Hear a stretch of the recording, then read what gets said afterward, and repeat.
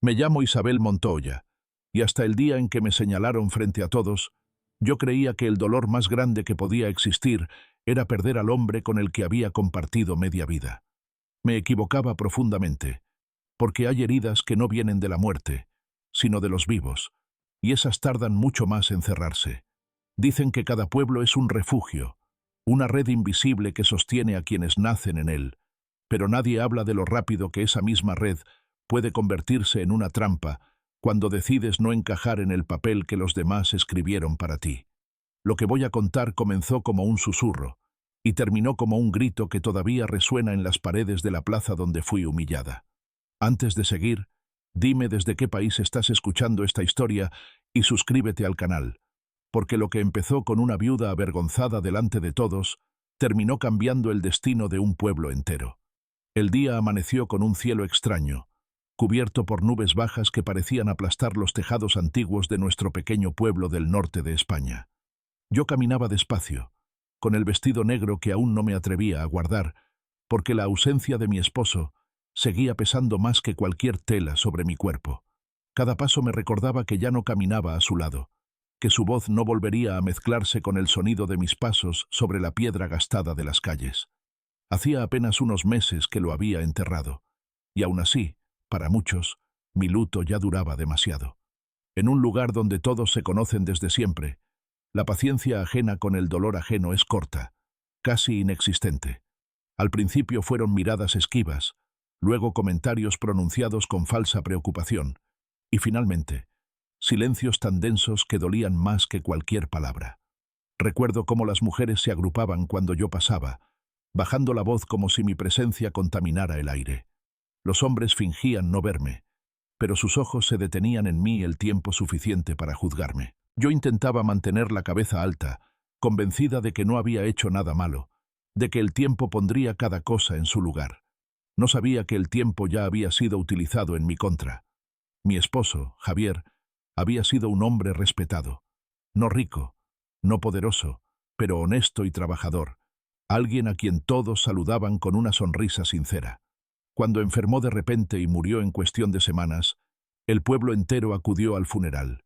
Lloraron conmigo, me abrazaron, me prometieron apoyo, o al menos eso creí. Lo que no vi entonces fue cómo esas mismas personas empezaban a construir una versión distinta de la historia, una en la que yo no era solo una viuda, sino una sospechosa. La mañana en que todo estalló, me dirigía a la plaza central para resolver un asunto simple, algo tan cotidiano como recoger unos documentos. Jamás imaginé que ese trayecto se convertiría en el momento más humillante de mi vida. Al llegar, noté que la plaza estaba más llena de lo habitual. La gente no hablaba, simplemente esperaba, y esa espera tenía un filo que me erizó la piel. Alguien pronunció mi nombre en voz alta, con una entonación que no admitía réplica. Sentí cómo decenas de miradas caían sobre mí al mismo tiempo, como piedras lanzadas sin piedad. Un hombre mayor, uno de los más respetados del pueblo, dio un paso al frente y comenzó a hablar de moral, de tradición, de valores que, según él, estaban siendo mancillados. Cada palabra parecía cuidadosamente elegida para herir sin mancharse las manos. No me acusó directamente al principio.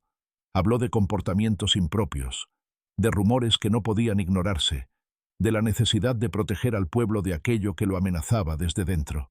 Yo miraba alrededor buscando algún rostro amigo, alguna señal de que aquello era una confusión absurda que alguien detendría. No la encontré. Nadie habló por mí. Nadie me defendió. Cuando finalmente pronunciaron la palabra viuda, sentí que el suelo se abría bajo mis pies. Ya no era Isabel, ya no era una vecina, ya no era una mujer que había perdido a su esposo. Era un símbolo incómodo, una figura que debía ser controlada, corregida o eliminada del equilibrio artificial del pueblo. Me acusaron de haber cambiado, de no comportarme como se esperaba, de guardar secretos que no correspondían a una mujer sola. Insinuaron que la muerte de mi esposo no había sido tan clara como decían los médicos. Cada frase caía sobre mí como una bofetada, y lo peor no era lo que decían, sino el silencio cómplice que lo rodeaba todo. Sentí la sangre subir a mi rostro, no de vergüenza, sino de incredulidad. Quise hablar, explicar, gritar que todo aquello era una locura, pero las palabras no salían. Mi garganta se cerró al darme cuenta de que ya me habían juzgado, que no importaba lo que dijera, porque la historia ya estaba escrita sin mi consentimiento. Recuerdo el sonido de mi propia respiración, rápida y torpe, mezclándose con el murmullo contenido de la gente. Recuerdo cómo alguien escupió al suelo cerca de mis pies, como si yo fuera algo sucio que debía evitarse. Recuerdo haber pensado que ese mismo lugar había sido escenario de fiestas, de risas, de promesas compartidas, y ahora se convertía en un tribunal sin ley ni compasión. Cuando todo terminó, no hubo sentencia formal, pero tampoco la necesitaban. La humillación pública ya había cumplido su función. Yo me marché de la plaza con la cabeza baja, no porque aceptara la culpa, sino porque el peso de tantas miradas juntas era insoportable. Sabía, sin entender todavía cómo, que mi vida en ese pueblo acababa de cambiar para siempre. Esa noche no dormí. Me senté en la oscuridad de mi casa, rodeada de los objetos de Javier, preguntándome en qué momento había dejado de ser parte de ese lugar. No sabía aún que lo que estaba por venir sería mucho peor, ni que la herencia que él me había dejado escondía una verdad capaz de derrumbar todo aquello que me habían arrebatado ese día. Aquella noche, después de volver de la plaza con el pecho ardiendo por la vergüenza, intenté convencerme de que todo se calmaría. Me repetía que los pueblos pequeños funcionan como una tormenta de verano, ruidosa y violenta al principio, pero breve si uno sabe esperar. Sin embargo, en el fondo sentía que algo se había roto de manera irreversible, como una grieta silenciosa que avanza sin hacer ruido hasta que el muro entero se viene abajo. La casa estaba demasiado quieta. No era la calma habitual de la noche, sino un silencio denso, artificial, como si el pueblo entero hubiera decidido contener la respiración. Me senté en la cocina con una taza de café que no probé, mirando la pared donde aún colgaba el calendario que Javier había marcado antes de morir. Esa imagen sencilla me hizo comprender que ya no solo había perdido a mi esposo, sino también el lugar que creía seguro.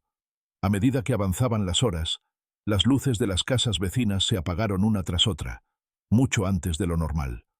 Nadie pasó por la calle, ningún perro ladró, ningún sonido rompió aquella quietud forzada.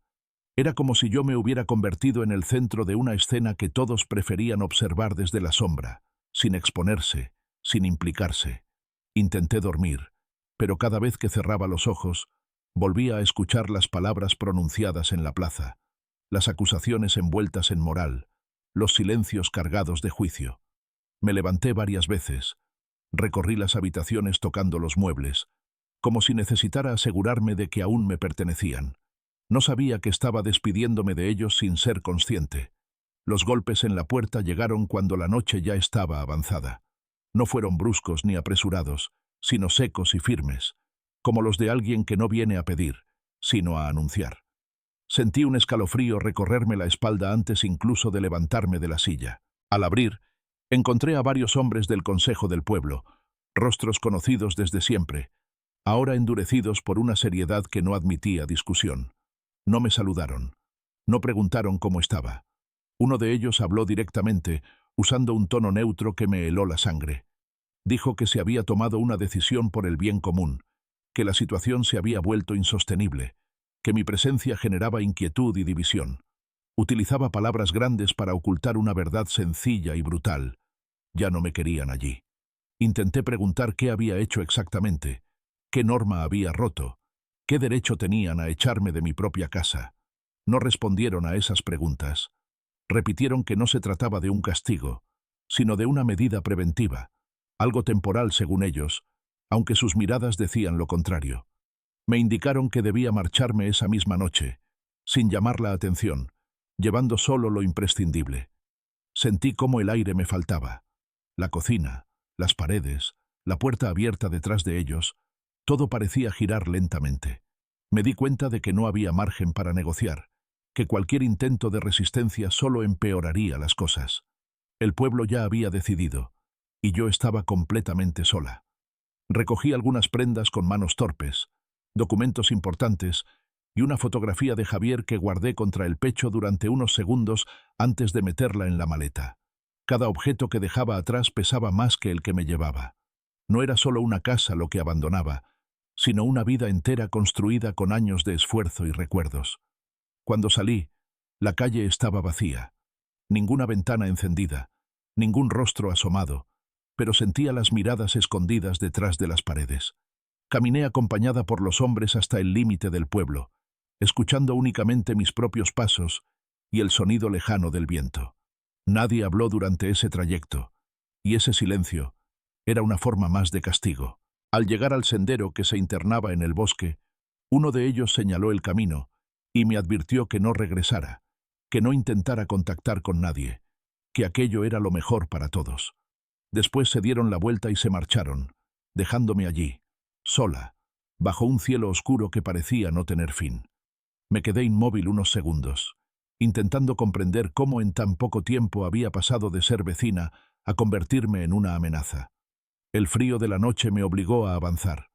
Ajusté la maleta y comencé a caminar, con lágrimas silenciosas cayendo sin que nadie las viera, sabiendo que aquella expulsión escondía un miedo que yo aún no lograba entender. Mientras me adentraba en la oscuridad del bosque, una certeza comenzó a formarse dentro de mí. Si me habían echado con tanta prisa, no era por lo que había hecho, sino por algo que aún no sabían que yo estaba a punto de descubrir. El sendero se cerró detrás de mí casi de inmediato, como si el bosque hubiera decidido tragarme sin dejar rastro. La luz del pueblo desapareció en cuestión de minutos, y con ella se fue la última ilusión de que alguien pudiera arrepentirse y llamarme de vuelta. El aire era húmedo, pesado, cargado de olores antiguos, y cada paso que daba hacía crujir la tierra bajo mis pies como un recordatorio de que ya no había camino de regreso. Avanzaba despacio, no solo por el cansancio y el miedo, sino porque la oscuridad obligaba a medir cada movimiento. Las ramas se cerraban sobre el sendero, arañándome los brazos y el rostro, como si intentaran detenerme o advertirme de algo. A ratos pensaba escuchar pasos detrás de mí, pero cuando me detenía, solo encontraba el murmullo del viento entre los árboles y el latido acelerado de mi propio corazón. Mientras caminaba, los recuerdos de Javier comenzaron a aparecer sin permiso, uno tras otro, con una claridad dolorosa. Lo vi sentado en la mesa de la cocina, en las noches previas a su muerte, mirando documentos que cerraba con rapidez cuando yo entraba en la habitación. Recordé su manera de quedarse en silencio cuando le preguntaba qué le preocupaba, cómo cambiaba de tema con una sonrisa forzada, como si intentara protegerme de algo que él mismo no sabía cómo enfrentar. En aquel momento, caminando sola por el bosque, esas escenas cobraron un sentido distinto. Ya no parecían simples preocupaciones de un hombre enfermo, sino piezas de un rompecabezas que nadie había querido que yo armara. Me pregunté cuántas cosas había callado Javier, cuántas verdades se había llevado consigo por miedo o por amor, y si mi expulsión tenía relación directa con esos silencios. El cansancio empezó a pesarme en las piernas, y el miedo se transformó en una especie de entumecimiento que me permitía seguir avanzando casi de forma automática. No sabía exactamente a dónde iba. Solo sabía que no podía detenerme en medio del bosque, que debía encontrar algún refugio antes de que la noche me venciera por completo.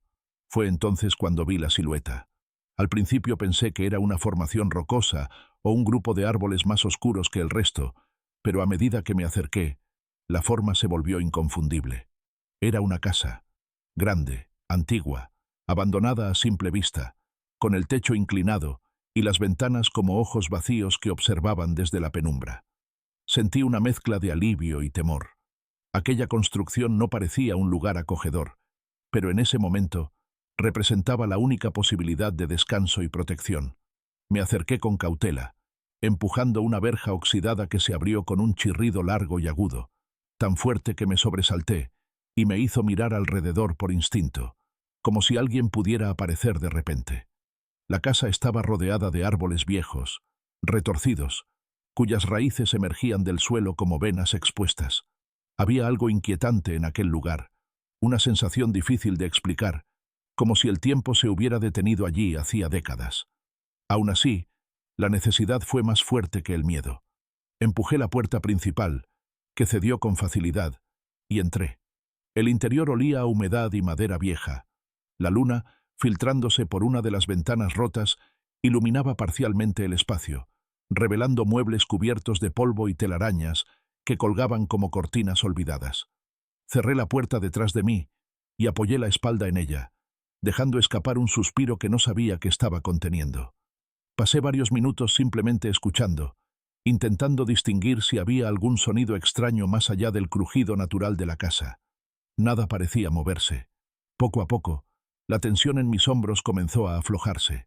Dejé la maleta en el suelo y avancé unos pasos, explorando con cuidado, consciente de que aquel lugar, por inquietante que fuera, era ahora mi único refugio. En una de las habitaciones encontré una mesa cubierta de papeles amarillentos. No les presté atención al principio, demasiado agotada para pensar con claridad. Me senté en una silla que parecía resistir mi peso y cerré los ojos por un momento. Fue entonces cuando algo llamó mi atención, una sensación extraña, como si aquel lugar me resultara, de alguna manera, familiar. Abrí los ojos y miré de nuevo los documentos. Me levanté despacio y tomé uno al azar. Al leer las primeras líneas, sentí un escalofrío recorrerme el cuerpo. Reconocí el apellido de Javier. Mi respiración se aceleró mientras pasaba las páginas con manos temblorosas. No entendía todavía el alcance de lo que tenía delante, pero una cosa quedó clara de inmediato. Aquella casa no era un simple refugio abandonado. El miedo que había sentido hasta entonces se transformó en algo distinto, más profundo y más peligroso. Comprendí que mi esposo había estado ligado a aquel lugar de una forma que nunca me contó, y que el pueblo sabía más de lo que aparentaba. Mi expulsión ya no parecía un acto impulsivo, sino una maniobra calculada para mantenerme lejos de esa verdad. Me senté de nuevo, con los papeles extendidos frente a mí, consciente de que nada volvería a ser igual. Aquella noche, en medio del bosque y dentro de una casa olvidada, comenzó realmente la historia que cambiaría mi vida y el destino de todos los que me habían dado la espalda. La noche avanzaba lentamente, pero el sueño no llegaba. La casa parecía respirar conmigo, emitiendo crujidos profundos y sonidos secos que no provenían del viento ni de los árboles. Cada rincón estaba cargado de una presencia extraña, no como si alguien me observara, sino como si el pasado mismo se negara a permanecer en silencio. Me levanté despacio de la silla y comencé a recorrer las habitaciones con una vela que encontré sobre una repisa cubierta de polvo. Las paredes estaban marcadas por el paso de los años, con grietas finas que parecían dibujar caminos hacia lugares olvidados. En una de las habitaciones traseras descubrí un armario antiguo, cerrado con una cerradura oxidada que cedió con facilidad. Dentro había cajas de madera, cuidadosamente apiladas, como si alguien hubiera querido proteger su contenido del tiempo y del olvido.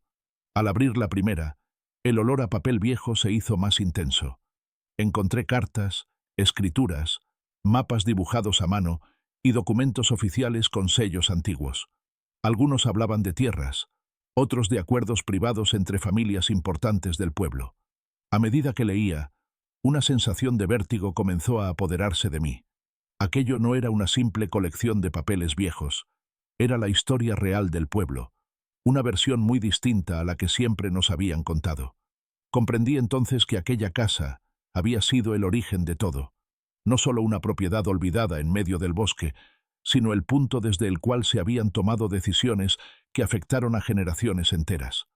Los nombres que aparecían en los documentos coincidían con apellidos que aún hoy ocupaban cargos de poder, personas respetadas, consideradas pilares de la comunidad. La herencia que yo creía insignificante se revelaba como una amenaza directa para ellos. Mientras avanzaba en la lectura, recordé conversaciones con Javier que en su momento no supe interpretar. Comentarios vagos sobre injusticias antiguas, sobre deudas morales que nunca se habían saldado, sobre la necesidad de sacar la verdad a la luz aunque doliera. Él sabía. No solo eso, había estado preparándose para algo, reuniendo pruebas, dejando un rastro que ahora yo seguía sin haberlo buscado. En una de las cajas encontré un cuaderno con su letra. Al verlo, sentí un nudo en la garganta que casi me obligó a sentarme. Pasé las páginas despacio, como si temiera que las palabras se desvanecieran. Allí estaba todo. Sus dudas, sus miedos, su certeza de que el pueblo no permitiría que la verdad saliera a la superficie. Hablaba de amenazas veladas, de advertencias disfrazadas de consejos, de una presión constante para que abandonara su investigación. Comprendí entonces que su muerte no había sido solo una tragedia médica, sino el final conveniente de un problema incómodo. Y yo, sin saberlo, Había heredado no solo una casa, sino una verdad peligrosa que todos preferían mantener enterrada. Mi expulsión cobraba ahora un sentido brutalmente claro. No me habían echado por lo que era, sino por lo que podía llegar a descubrir. El miedo volvió, pero ya no era paralizante. Era un miedo distinto, mezclado con una determinación que nunca había sentido antes. Cerré las cajas y volví a colocarlas en su sitio, consciente de que debía actuar con cautela. Aquella casa podía ser un refugio, pero también una trampa si no sabía cómo moverme. Me senté junto a la ventana, observando el bosque oscuro, y pensé en el pueblo que me había rechazado. Pensé en las miradas, en los silencios, en la rapidez con la que me habían expulsado. Todo encajaba ahora de una forma inquietante. Ellos sabían que Javier me lo había dejado todo preparado, aunque no imaginaran hasta qué punto. Esa noche tomé una decisión silenciosa. No huiría más. No desaparecería como ellos esperaban. Si aquella herencia tenía el poder de cambiar el destino del pueblo, entonces debía entenderla por completo. Sabía que el camino sería peligroso, pero también sabía que ya no tenía nada que perder. Cuando amaneció, la luz gris del alba apenas logró atravesar las ventanas sucias de la casa. No había dormido realmente. Solo había permanecido entre un estado de vigilia inquieta y recuerdos que se mezclaban con pensamientos cada vez más claros. El miedo seguía allí, pero ya no dominaba mis decisiones.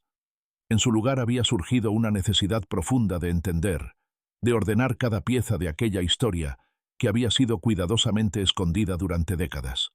Volví a las cajas una por una, esta vez con más calma, leyendo los documentos con atención, intentando reconstruir una línea temporal coherente.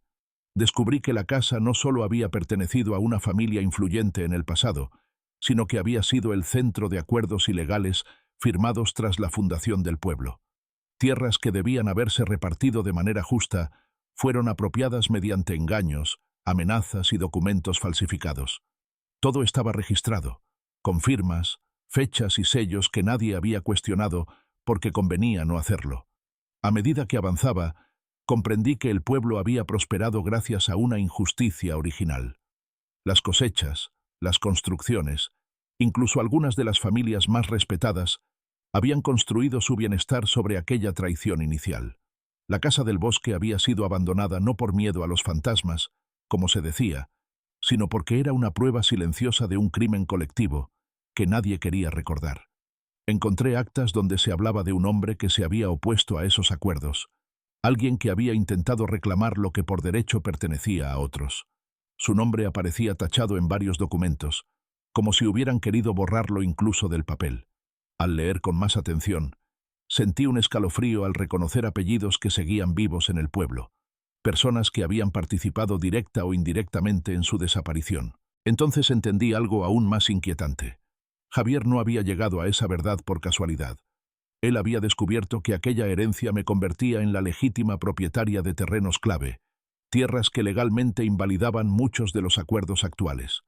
Si esos documentos salían a la luz, el poder del pueblo se derrumbaría como un castillo de arena. En uno de los últimos sobres encontré una carta dirigida a mí. Estaba escrita con la letra de Javier, clara y decidida, como si supiera que algún día la leería. En ella explicaba que había recibido amenazas cada vez más directas, que le habían sugerido dejar el asunto, aceptar una compensación y olvidar el pasado. Decía que no lo había hecho porque creía que la verdad debía salir a la luz, aunque el precio fuera alto. Leer esas palabras fue como recibir un golpe silencioso en el pecho. Comprendí que mi expulsión no había sido un acto impulsivo, sino una reacción desesperada. El pueblo había actuado rápido, antes de que yo pudiera unir las piezas, antes de que comprendiera el alcance real de la herencia. Me habían subestimado, creyendo que el miedo sería suficiente para hacerme desaparecer. Cerré la carta con cuidado y la guardé junto al resto de los documentos más importantes. En ese momento supe que ya no se trataba solo de mí o de Javier, sino de justicia, de todas las personas que habían sido silenciadas para mantener una mentira cómoda. La casa del bosque no era una maldición, era una prueba, y por eso la temían. Miré alrededor, consciente de que cada pared guardaba secretos que aún no había descubierto. También supe que no pasaría mucho tiempo antes de que alguien intentara impedir que siguiera adelante.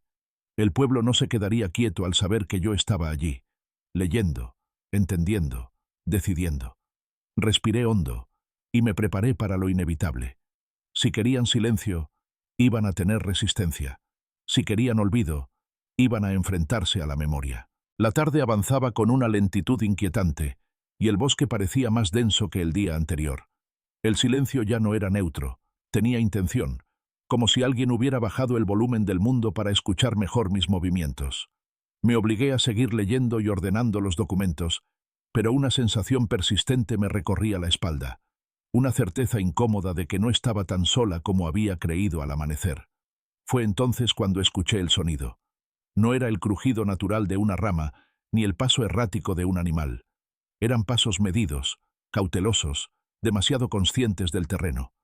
Me acerqué a la ventana sin hacer ruido y aparté apenas la cortina vieja. Entre los árboles, a cierta distancia, distinguí una figura inmóvil, casi fundida con las sombras. No se movía, no se acercaba, simplemente estaba allí, observando. El corazón comenzó a latirme con fuerza, pero me obligué a respirar despacio. Aquella presencia no era un accidente. El pueblo sabía que yo había llegado a la casa, y alguien había sido enviado para confirmar qué estaba haciendo, cuánto había descubierto, si el miedo había surtido efecto. Cerré la cortina con cuidado y me alejé de la ventana, consciente de que cualquier reacción impulsiva podría delatarme. Poco después, los pasos se acercaron a la puerta. No llamaron de inmediato. Hubo una pausa larga, calculada, como si quisieran que yo supiera que estaban allí. Finalmente, unos golpes suaves resonaron en la madera vieja, demasiado educados para la amenaza que representaban. Dudé unos segundos antes de abrir, sabiendo que ese encuentro marcaría un antes y un después. Del otro lado encontré a un hombre mayor, encorvado por los años, con el rostro surcado de arrugas profundas y unos ojos inquietos que evitaban mirarme directamente. No llevaba ropa elegante ni signos de autoridad, pero había algo en su postura que revelaba que no era un simple curioso. Dijo mi nombre en voz baja, como si temiera que el bosque mismo pudiera escucharlo. Habló sin rodeos. Dijo que no todos en el pueblo estaban de acuerdo con lo que se había hecho, que algunos sabían la verdad desde hacía años y habían vivido con ese peso en silencio. Confesó que Javier había acudido a él en más de una ocasión, buscando confirmación, buscando a alguien que se atreviera a decirle que no estaba equivocado. Pero también dejó claro que el miedo había sido siempre más fuerte.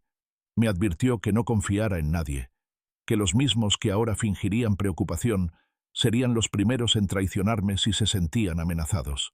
Sus palabras no eran un intento de ayudarme del todo, sino más bien de aliviar su propia conciencia. Antes de irse, me lanzó una última frase que me heló la sangre. El pueblo no iba a permitirme tiempo. No había terminado de asimilar aquella conversación cuando ocurrió la primera advertencia real. Esa misma noche, mientras intentaba descansar, escuché un ruido seco en el exterior. Al asomarme, vi que una de las ventanas había sido golpeada con una piedra, lo suficientemente fuerte como para dejar una marca visible, pero no para romper el vidrio. Un mensaje claro, silencioso y preciso. No grité, no salí. Me quedé quieta, entendiendo que aquello era solo el comienzo. Querían que supiera que podían alcanzarme cuando quisieran, que el bosque no me protegía tanto como yo había pensado. Sin embargo, lejos de paralizarme, esa advertencia confirmó algo que ya intuía. Estaba en el camino correcto. Esa noche no dormí, pero tampoco retrocedí. Me senté con los documentos frente a mí, planificando mis próximos pasos con una calma nueva, peligrosa incluso para mí misma. Si habían empezado a observarme y a intimidarme, significaba que el tiempo jugaba a mi favor y no al suyo. La mañana siguiente llegó acompañada de una calma engañosa. El bosque parecía más luminoso. Los pájaros cantaban con una normalidad casi ofensiva, como si nada hubiera ocurrido durante la noche. Sin embargo, yo sabía que aquella tranquilidad era solo una máscara. Después de la piedra contra la ventana y de la visita del hombre mayor, comprendí que el pueblo había cambiado de estrategia. Ya no bastaba con asustarme desde la distancia. Ahora intentarían acercarse. No pasó mucho tiempo antes de que lo confirmara. Cerca del mediodía escuché un coche detenerse frente a la verja oxidada. A diferencia de la visita anterior, Esta vez no hubo pasos cautelosos ni silencios calculados. Al asomarme, vi a una mujer joven, bien vestida, con una sonrisa tensa que intentaba parecer amable. La reconocí de inmediato. Era la sobrina de uno de los hombres del consejo, alguien a quien había visto crecer, alguien que me había abrazado en el funeral de Javier con lágrimas que ahora me parecían ensayadas. Entró hablando rápido, llenando el aire con palabras suaves y gestos de falsa preocupación. Dijo que había venido por iniciativa propia, que sentía lo ocurrido, que el pueblo estaba arrepentido de las formas, aunque no del fondo. Habló de malentendidos, de tensiones acumuladas, de la posibilidad de llegar a un acuerdo beneficioso para todos. Cada frase estaba cuidadosamente construida para sonar razonable, casi generosa. Me ofrecieron dinero. No lo dijo directamente al principio, pero estaba claro. Una compensación suficiente para empezar de nuevo en otro lugar, lejos del pueblo, lejos de la casa, lejos de los documentos. Insistió en que nadie quería problemas, que remover el pasado solo traería dolor, que Javier había sido un hombre terco y que yo no tenía por qué cargar con sus batallas. Mientras la escuchaba, observaba sus manos, su forma de evitar ciertos temas, los silencios que aparecían cuando mencionaba la herencia. Comprendí entonces que no había venido sola, quizá no físicamente, pero cada palabra suya era la voz del pueblo entero intentando comprar mi silencio. Sentí una mezcla de rabia y claridad que me sorprendió por su intensidad.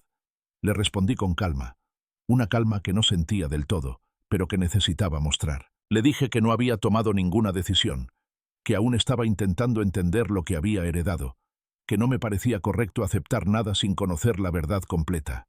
Su sonrisa se tensó apenas un segundo, lo suficiente para delatarla. En ese instante supe que ya no me veían como una viuda asustada, sino como una amenaza real. Antes de irse, cambió el tono.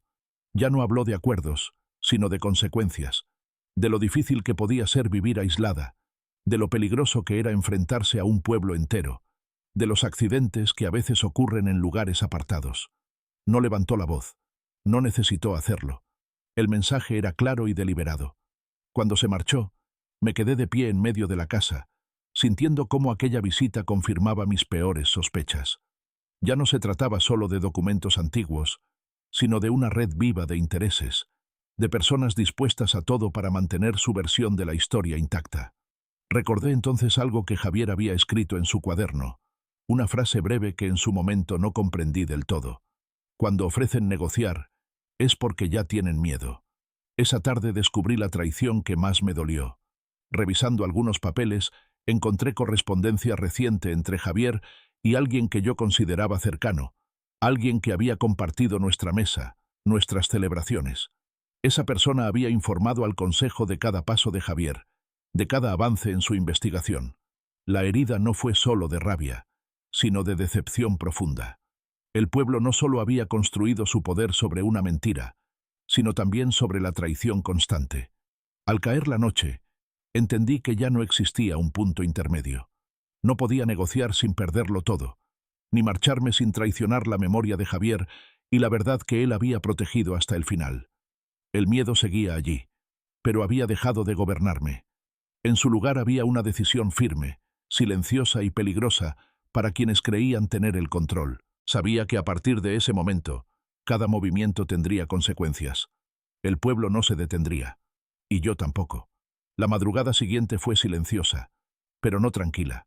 Cada ruido del bosque me hacía sobresaltar, pero ya no de miedo, sino de anticipación. Sabía que algo estaba esperando ser descubierto, algo que cambiaría por completo la situación y que, de alguna manera, explicaría por qué Javier había luchado hasta el final y por qué el pueblo me había expulsado con tanta urgencia. Mientras revisaba las cajas por enésima vez, encontré un sobre grueso y sellado que hasta ese momento había pasado inadvertido. Lo abrí con cuidado, y dentro había documentos legales que confirmaban algo que hasta entonces solo podía intuir. La tierra y la casa del bosque no solo pertenecían a Javier por herencia legítima, sino que incluían derechos sobre terrenos que el pueblo había ocupado durante generaciones. Era un giro inesperado y poderoso. La herencia que yo creía mínima podía invalidar años de acuerdos y repartir el poder de manera completamente diferente. Leí cada escritura con detenimiento. Había mapas antiguos, certificados de propiedad y registros notariales que demostraban que gran parte de las tierras comunales no habían sido legalmente cedidas. Lo que Javier había reunido no era solo información histórica, sino pruebas jurídicas irrefutables. Si alguien cuestionaba la validez de los documentos antiguos, había testigos, fechas y firmas que convertían todo en un caso sólido ante cualquier tribunal. Sentí cómo la emoción y el vértigo me subían al pecho. Aquello era más que un descubrimiento, era una oportunidad de justicia. No me sorprendió que algunos documentos incluyeran referencias directas a las familias más influyentes del pueblo.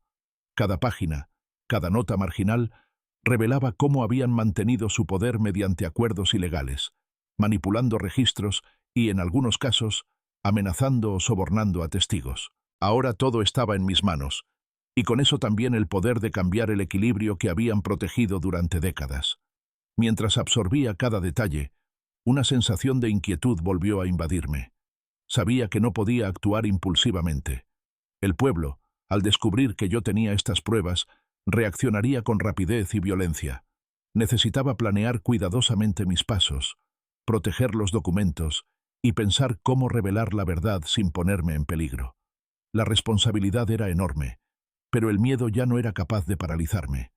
Poco después, mientras organizaba los papeles, escuché un crujido fuera de la casa.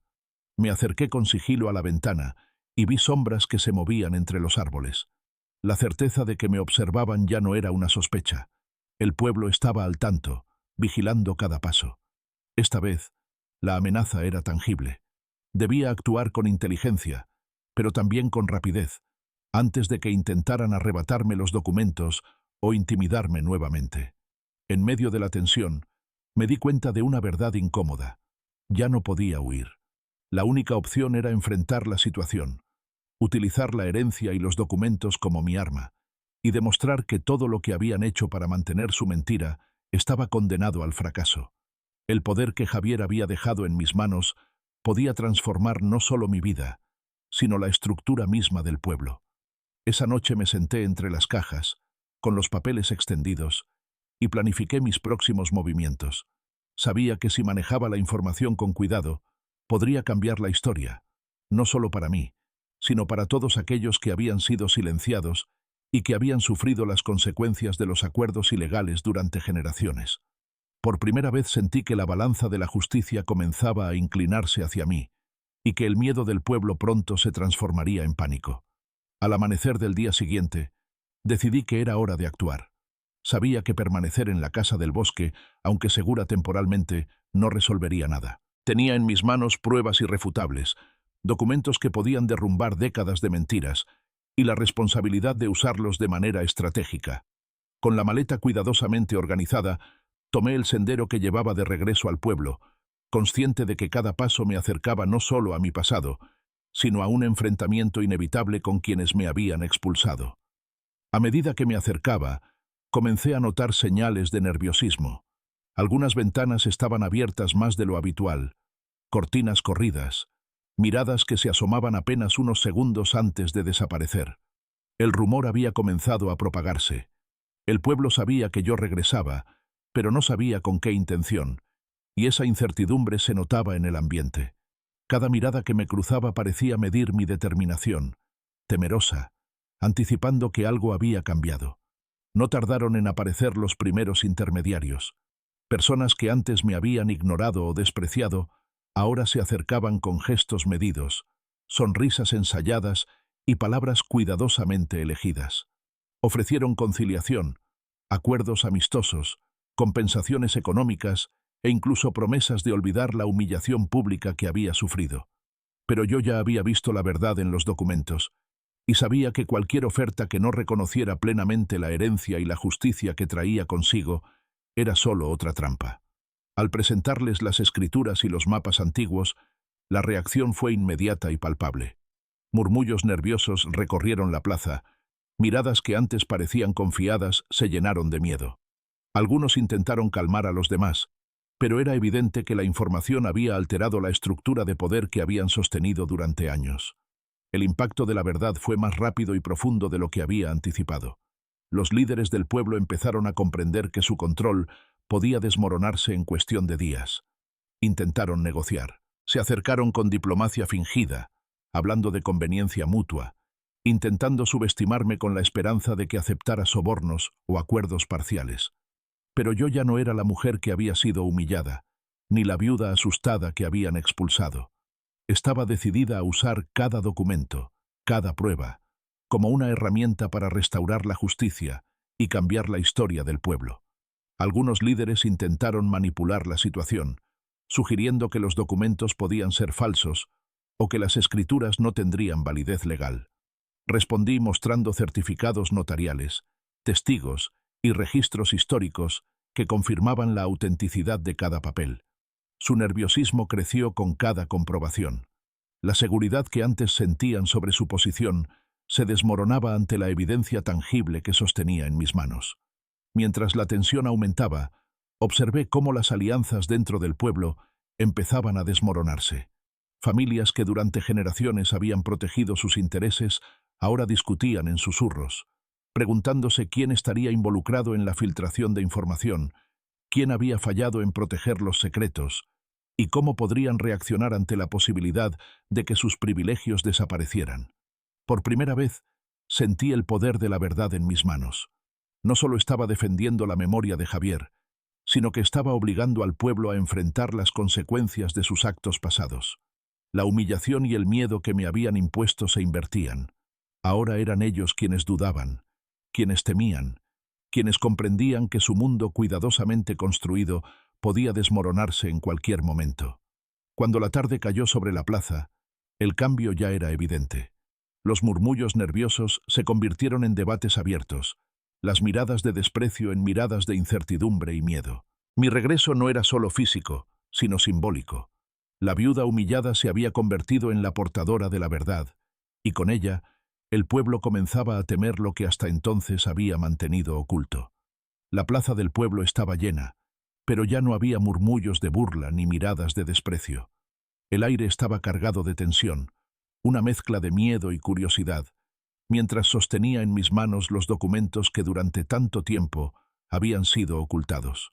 Cada página que enseñaba era una bofetada silenciosa a los años de mentiras y manipulaciones que habían permitido que un grupo de familias controlara todo a su conveniencia.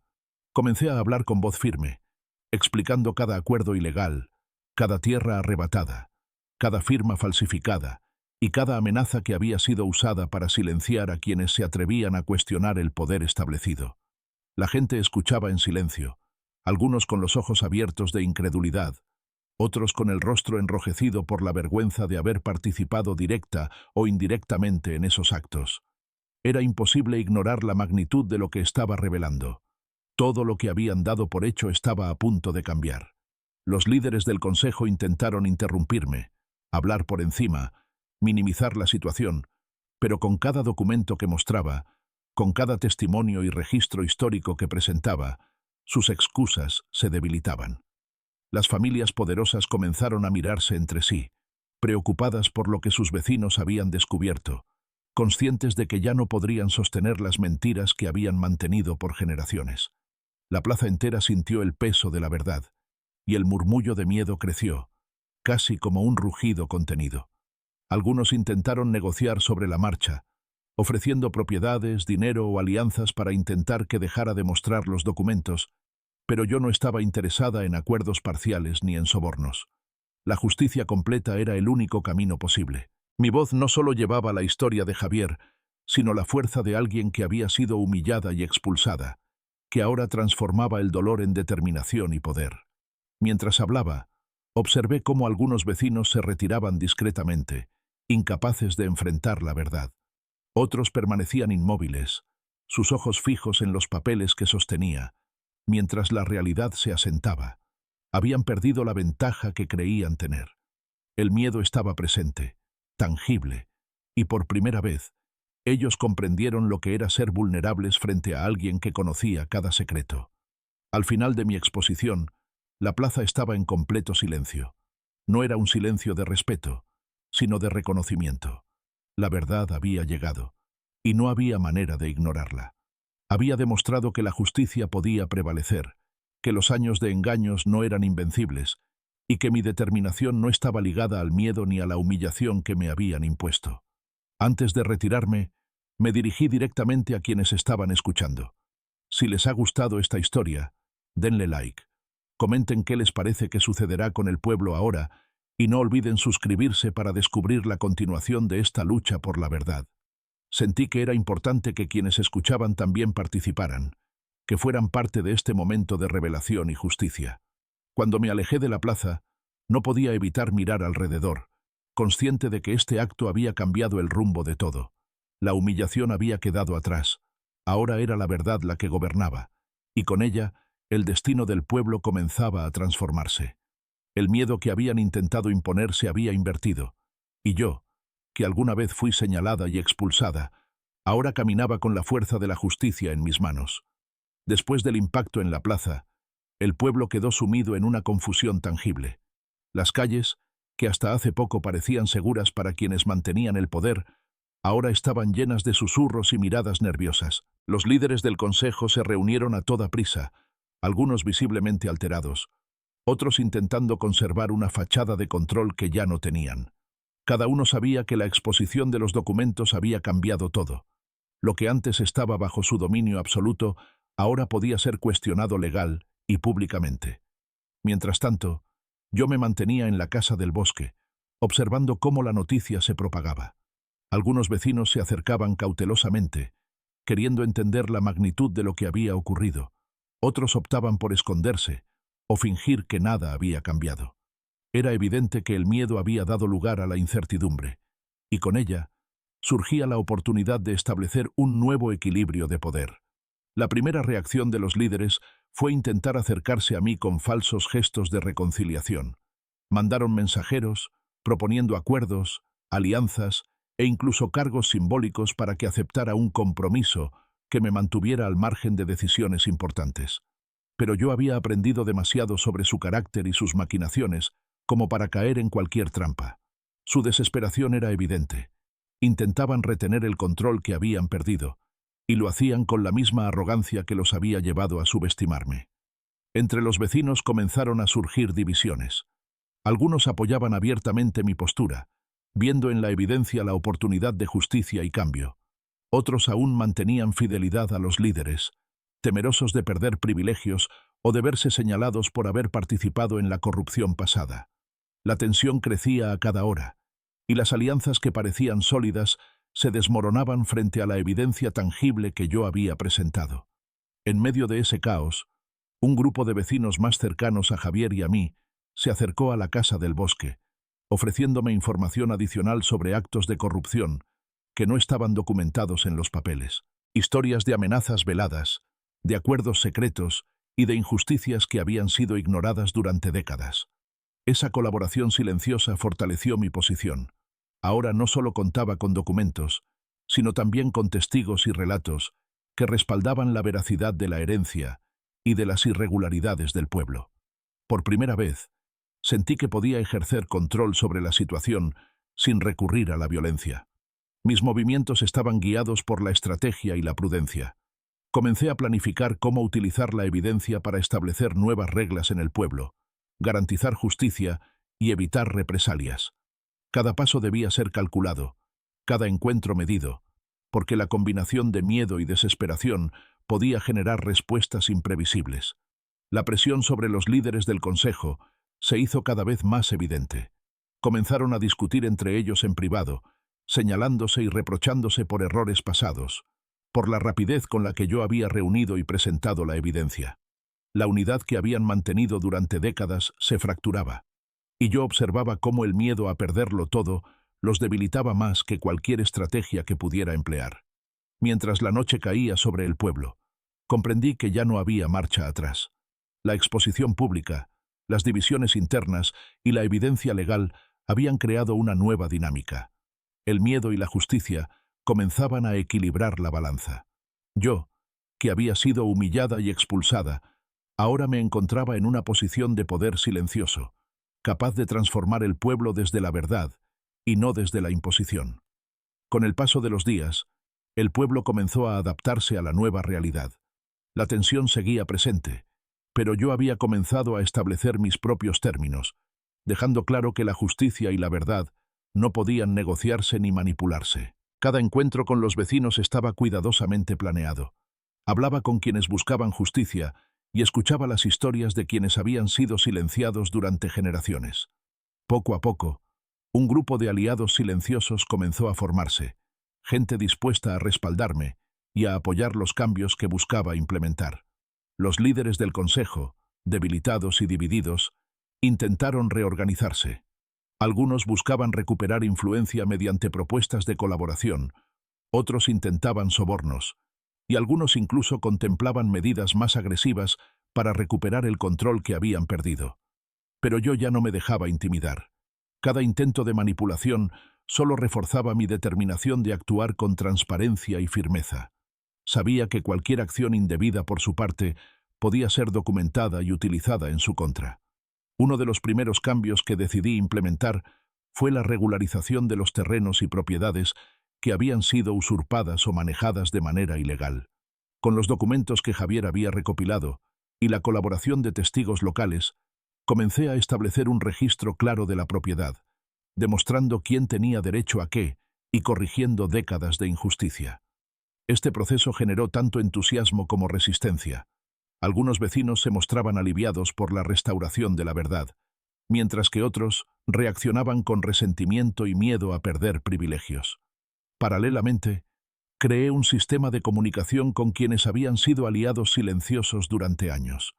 Cada informe, cada documento, cada testimonio, se reunía y se compartía con cuidado, asegurando que no pudiera haber manipulación o tergiversación de los hechos.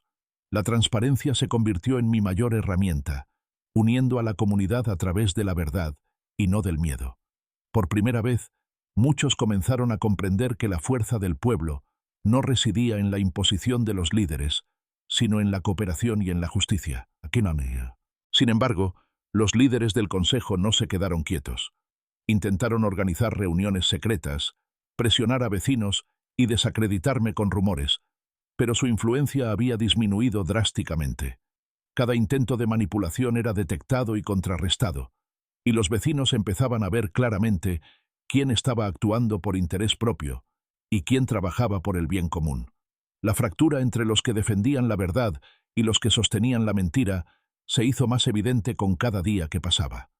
Durante este tiempo, también comencé a restaurar la Casa del Bosque, convirtiéndola en un centro de reuniones y planificación. La vieja construcción, que antes simbolizaba miedo y secretos, ahora representaba seguridad, estrategia y justicia. Era un lugar donde los vecinos podían acercarse a presentar pruebas, compartir historias y participar en decisiones que afectarían a todos. La transformación de la casa reflejaba la transformación del pueblo, de un lugar de miedo a un espacio de claridad y organización. Al caer la noche, mientras observaba las luces del pueblo desde una de las ventanas restauradas de la casa, comprendí que los cambios apenas comenzaban. La justicia no era un acto único, sino un proceso constante que requeriría vigilancia, estrategia y la fuerza colectiva de quienes querían un pueblo diferente. Cada movimiento, cada decisión que tomaba, tenía el potencial de cimentar un nuevo orden o provocar una reacción desesperada de quienes aún se aferraban al pasado. Con la nueva estructura de poder comenzando a asentarse, los líderes del Consejo no tardaron en reaccionar con desesperación. Ya no podían manipular ni intimidar como antes. Su autoridad había sido cuestionada públicamente, y cada acción estaba ahora bajo escrutinio. Sin embargo, su orgullo y su temor a perderlo todo los impulsaban a actuar de manera cada vez más agresiva y desesperada. El primer choque ocurrió cuando intentaron sabotear el registro de tierras que yo estaba organizando. Un grupo de ellos ingresó de manera clandestina a la Casa del Bosque, buscando documentos y pruebas que pudieran revertir la situación a su favor. Gracias a la vigilancia y la colaboración de mis aliados, detectamos su intento antes de que lograran causar algún daño. Esta intervención fortaleció la confianza de los vecinos en mí y mostró a todos que el cambio no era solo una ilusión, sino un proceso activo y protegido. Al día siguiente, algunos líderes intentaron desacreditarme mediante rumores y acusaciones infundadas, diciendo que los documentos eran falsos y que yo buscaba beneficios personales. Sin embargo, La comunidad ya estaba consciente de la verdad. Vecinos que habían sufrido injusticias durante años comenzaron a contar sus experiencias públicamente, respaldando cada evidencia que yo había presentado. La unión de los testimonios y los documentos creó una fuerza imparable. La mentira ya no tenía dónde esconderse. Durante estas semanas también implementé una especie de consejo alternativo, formado por vecinos de confianza y personas que habían demostrado integridad y compromiso con la justicia.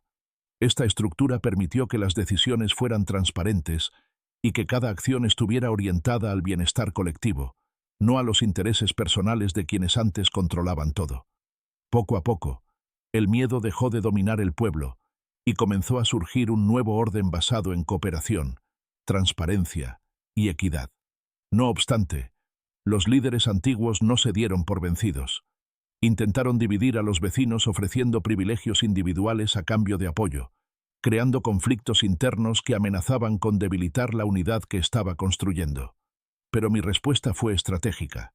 Cada intento de soborno o manipulación fue documentado, y se realizaron reuniones públicas donde los vecinos pudieron ver claramente quién actuaba con interés propio y quién trabajaba por el bien común.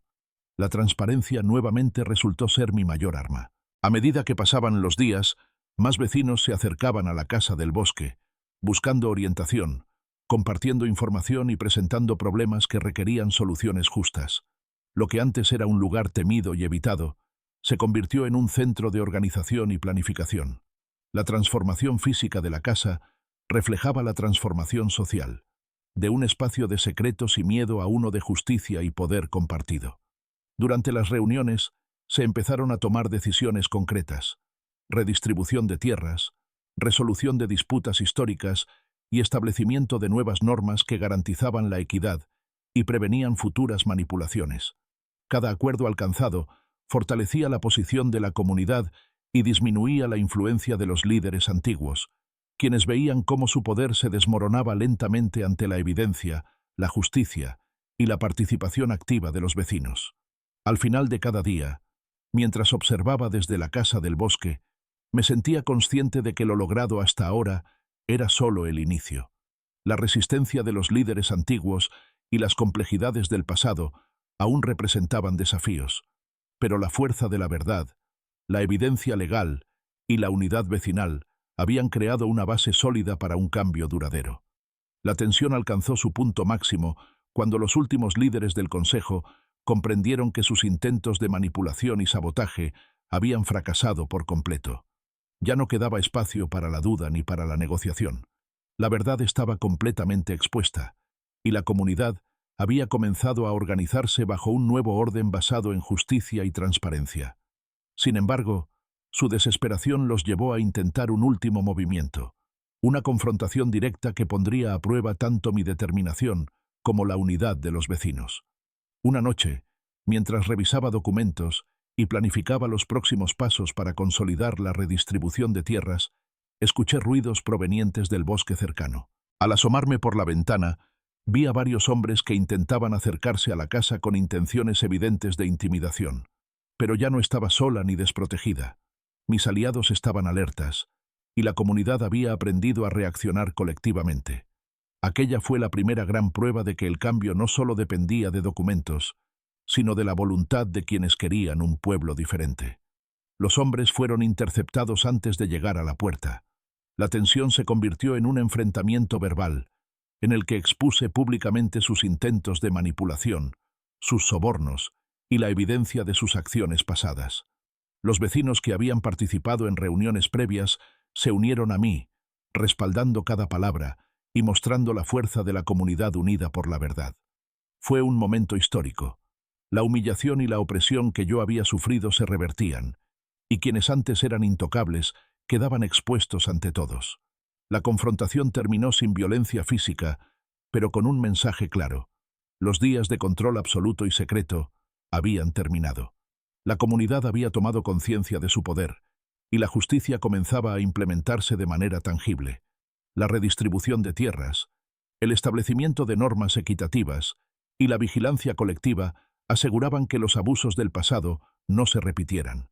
Cada decisión tomada reforzaba la autoridad moral de la nueva estructura y disminuía la influencia residual de los líderes antiguos.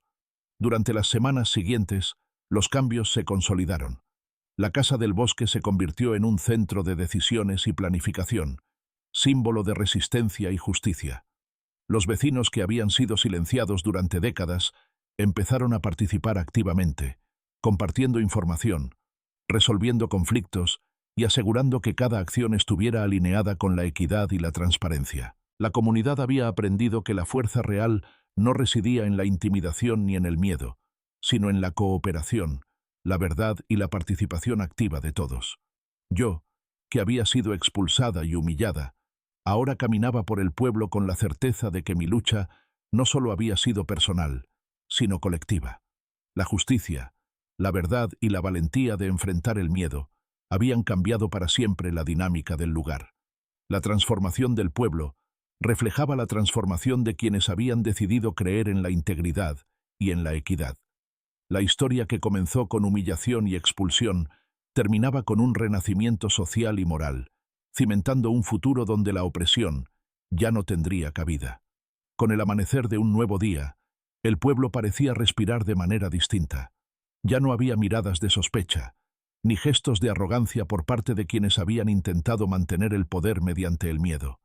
Cada calle, cada plaza, cada ventana mostraba un cambio sutil pero profundo. La verdad y la justicia habían transformado la vida cotidiana de todos. Yo caminaba entre los vecinos, observando cómo sus gestos y actitudes reflejaban una nueva conciencia y un respeto que antes no existía. Los documentos, las evidencias y la organización colectiva habían logrado algo más que la redistribución de tierras. Habían establecido un sistema donde las decisiones se tomaban de manera transparente y equitativa. Cada vecino sabía que sus derechos eran reconocidos, que sus historias eran escuchadas y que la opresión ya no era una amenaza constante. La comunidad había aprendido que el verdadero poder residía en la unión y en la aplicación de la justicia, no en la manipulación ni en la mentira. Los líderes antiguos, aquellos que habían gobernado con secretismo y manipulación, ahora debían adaptarse o desaparecer. Algunos aceptaron integrarse a las nuevas estructuras, reconociendo sus errores y comprometiéndose a trabajar bajo las normas de equidad y transparencia. Otros optaron por retirarse, comprendiendo que sus métodos ya no tenían lugar en un pueblo transformado. En ambos casos, el cambio se consolidaba. La historia de abuso quedaba atrás, y la justicia comenzaba a ser parte integral de la vida diaria. La Casa del Bosque, que antes había sido símbolo de miedo y secretos, ahora era un centro de aprendizaje y planificación. Allí se reunían los vecinos para discutir problemas, compartir ideas y proponer soluciones, asegurando que cada decisión tuviera un impacto positivo y justo. Lo que comenzó como un refugio para proteger la evidencia de la injusticia se había convertido en el corazón del nuevo orden, un lugar donde la memoria del pasado y la planificación del futuro convivían de manera armoniosa.